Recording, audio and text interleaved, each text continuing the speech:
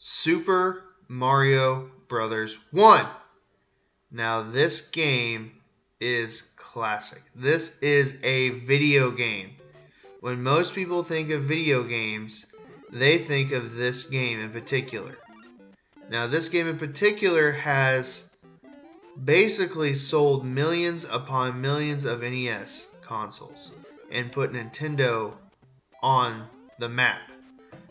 And everyone has played this game. I guarantee you that most people will recognize this game if they saw a few screens, played it for a little bit, and they'd say, oh yeah, that's Mario. And he is one of the most iconic game characters of all time. Now some would argue that Pac-Man is more recognizable, but I would say that he is number one, Mario being number one. And what can I say about this game? I mean, everyone has played it, everyone loves it, everyone knows this game. And what else can I say about it? Well, I'm going to share just a few little minor things about it, things that I love, things that I did as a kid. And does it belong on the NES Classic Edition? Yes, I'm just going to save you guys that it belongs on the NES Classic Edition. No brainer. Duh. So anyway, just a few little tidbits, if you will, about this game that not a whole lot of people know. So apparently the blocks in this game, they were the inhabitants of the Mushroom Kingdom. King Bowser, or King Koopa, as the instruction manual says that he used black magic, like a black mage or something in Final Fantasy, to turn the people to stone, to turn them into blocks. Now your goal is to save Princess Toadstool, not Princess Peach. And basically there's 8 different worlds and you got to make it through each world, and you had to defeat Bowser. Now there's a boss at every castle, and the very famous line are princesses in another castle. And the cool thing about Mario is that there are warp zones. You can warp straight to the end of the game. World 1, 2, and then World 4, 2, you can find that. And you'll see this in this video. Now, things that I did as a kid with this game. I absolutely loved playing this game.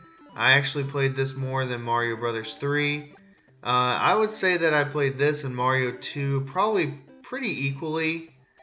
And I had a buddy who lived on my street who had an NES. We did not have an NES. We had an Atari 2600 for some of our early years.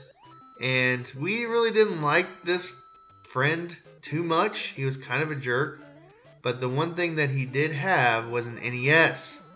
And he had this game and a few others. And we would be super, super nice to him. And usually he would invite us into his home. And I had fond memories of playing this. And just loving this game. Who doesn't love this game? Now, it is, about medium difficulty. There's going to be some hard spots that you're going to need some practice. And you're going to need some patience. But this is not Super Mario Brothers 2, the real version, the Japanese version that was released on Super Mario All-Stars, the Lost Levels. You can play that on the Super Nintendo pretty easily. But yeah, you're going to make it through this game. You're going to beat this game without any problems. Now some of the castles you're going to have to use your mind because there's a little bit of puzzle solving you have to do with the patterns you had to go. But you'll make it through. Now you're seeing here I'm going to the next warp stage or warp area. And guys, I highly recommend that you play this game if you have not. If you're a fan of Mario, if you played Mario Odyssey and you have not played this game, go find this game, play it. It's very easy to find.